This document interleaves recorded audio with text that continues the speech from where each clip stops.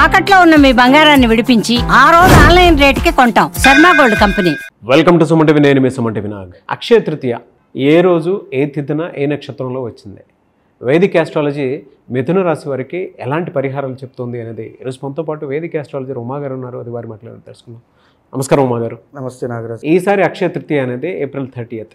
అంటే ఏ రోజున, జనరల్గా ఏ తిథిన, ఏ నక్షత్రాన్ని వచ్చిందంటారు అసలు? తప్పకుండా అండి. అక్షయ తృతీయ ఈ రాబోయేటువంటి April 30వ తారీఖు బుధవారము రోహిణి నక్షత్రము కలిసింది. మన శాస్త్రములు పురాణముల ప్రకారము కృతయుగము అని పిలువబడేటువంటి యుగము ఈ యొక్క తది నాడే ప్రారంభమైందట. అందుకనే ఆ రోజున మనం ఏమి చేసినా, ఏ పాజిటివ్ థింగ్స్ అండి, ఏ దానము కానీ, జపము కానీ, తర్పణము కానీ, హోమము కానీ, పరిహారము కానీ, ధ్యానము కానీ, ఎనీథింగ్ మనం ఏం చేసినా అక్షయం అవుతుంది. అంటే కోటి రెట్లు ఫలితాలను ప్రసాదిస్తుంది. మనం చూస్తే మన ఆస్ట్రాలజీలో కానీ, లేకపోతే మనం ఫాలో అయ్యేటువంటి ధర్మంలో కానీ కొన్ని ప్రత్యేకమైన వారాలకి, తిథులకి, తరువాత గ్రహాల యొక్క స్థితిగతులకి చాలా ప్రాముఖ్యత ఉంది. అంటే ఈ ప్రత్యేకమైన వారము, ప్రత్యేకమైన తిథి కలిస్తే వచ్చేటువంటి కాంబినేషన్లో పుట్టేటువంటి శక్తి చాలా ఎక్కువగా ఉంటుంది. అలాంటి తిథుల్లో అక్షయ తృతీయ కూడా ఒకటి. ఈ తిథి నాడు బుధవారము కలిసి రావడం అనేటువంటిది వెరీ రేర్ కాంబినేషన్ అండి. అంటే వెరీ పవర్ఫుల్ అని అర్థము. అందులోనూ రోహిణీ నక్షత్రం కలిసి రావడం అనేటువంటిది ఇంకా పవర్ఫుల్ అని అర్థము.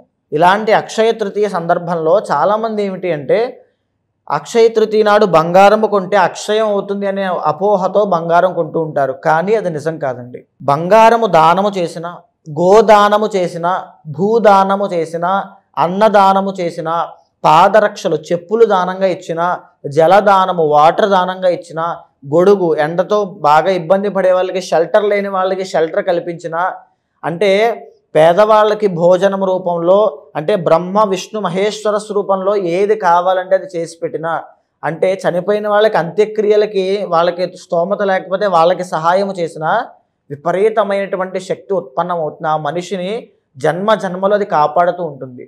అలాంటి పనులు అక్షయ తృతీయ నాడు చేయాలి. పడుకోవడానికి వసతి లేని వాళ్ళకి పడుకోవడానికి ఒక చాప తలగడో కానీ, ఇలాంటివన్నీ కూడా. అండ్ మనం ఇంకా స్పిరిచువల్ సైడ్కి వచ్చేసరికి ఆ రోజున ఏమి చేసినా భగవత్ తర్పణములు కానీ, భగవద్ నమస్కారములు కానీ, భగవద్ దర్శనములు కానీ ఏమి చేసినా అక్షయం అవుతాయి. అందుకనే దీనికి అక్షయ తృతీయ అని పేరు వచ్చింది.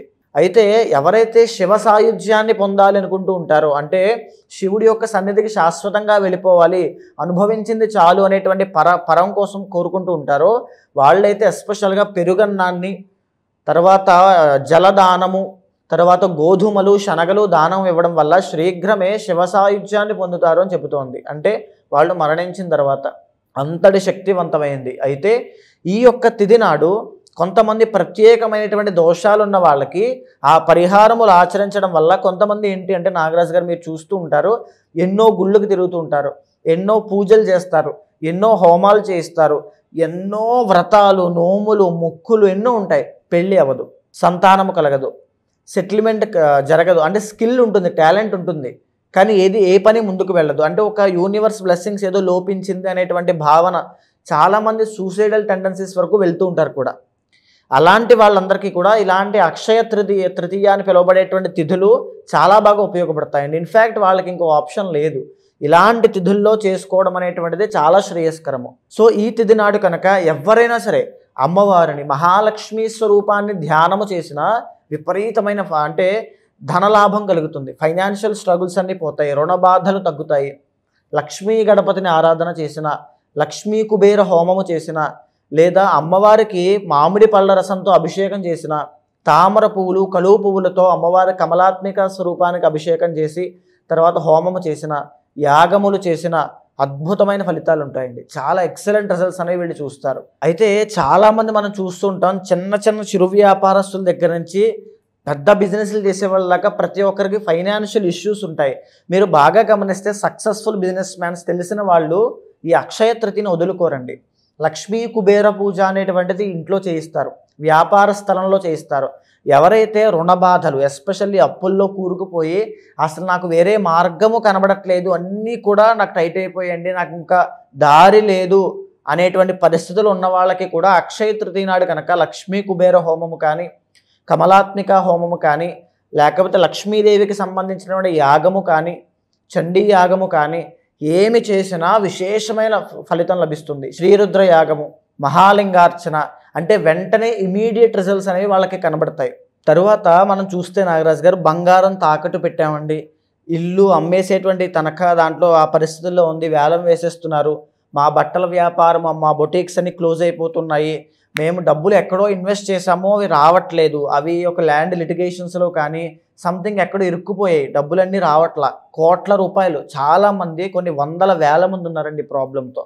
ఆ ప్రాబ్లంతో ఉన్నవాళ్ళు కూడా అక్షయ తృతీయ నాడు మానకుండా మీ పర్సనల్ చార్ట్ చూసుకున్న తర్వాత ఏవైతే ఉంటాయో ఆ పరిహారములన్నీ అక్షయ తృతీయ నాడు చేయించండి అమ్మా.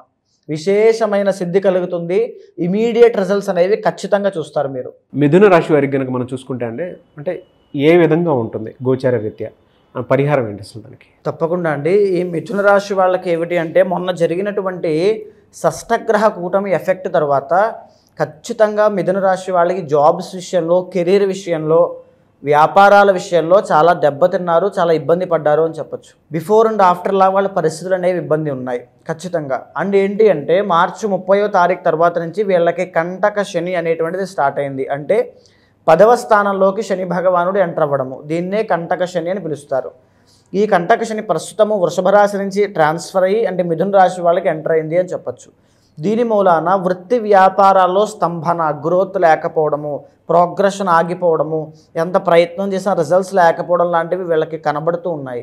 అయితే అవే కాకుండా the original 7th and 10th lord అయినటువంటి గురుడు కాబట్టి మ్యారిటల్ లైఫ్ ఇష్యూస్లో వీళ్ళకి చాలా ఇబ్బందులు వస్తాయి అని చెప్పొచ్చు అండి. ద్వికళత్ర యోగ దోషములు, 2 మ్యారేజెస్ చేసుకోవడము, వేరే రిలేషన్ వల్ల ఇబ్బందులు పడడము, ఇవన్నీ కూడా. అండ్ ఫైనాన్షియల్ గ్రోత్ కూడా చాలా ఇబ్బంది పడతారు, అప్పులు పాలవడం లాంటివి ఉంటాయి. అండ్ ఇలాంటివి పరిస్థితుల్లో వీళ్ళకి చూస్తే గురుడు మే 15వ తారీఖు తర్వాత లగ్నంలోకి వస్తున్నాడు 12వ స్థానంలో నుంచి. అంటే గురుబలం అనేటువంటిది అంతగా ఏమీ పెరగట్లేదు. పైగా శని దోషాన్ని పట్టి ఉన్నారు కంటక శని. తర్వాత చూస్తే కనుక 9వ స్థానంలోకి రాహుగ్రహ సంచారం రాబోతోంది మే 18వ తారీఖు తర్వాత. అంటే ఫైనాన్షియల్ ఇష్యూస్లో ఇరుక్కుంటారు అని చెప్పచ్చు. ఎందుకు? భాగ్యస్థానంలో రాహుగ్రహ సంచారం కాబట్టి. సో ఇలాంటి ఫైనాన్షియల్ ఇన్స్టేబిలిటీ అయినా, బంగారము తాకట్టు పెట్టేటువంటి పరిస్థితుల్లోకి వచ్చినా, వ్యాపారం నష్టపోయేటువంటి పరిస్థితుల్లో ఉండేటువంటిది ఉన్నా, ఏమున్నా సరే అక్షయ తృతీయ నాడు మీరు పరిహారములు ఆచరించండి.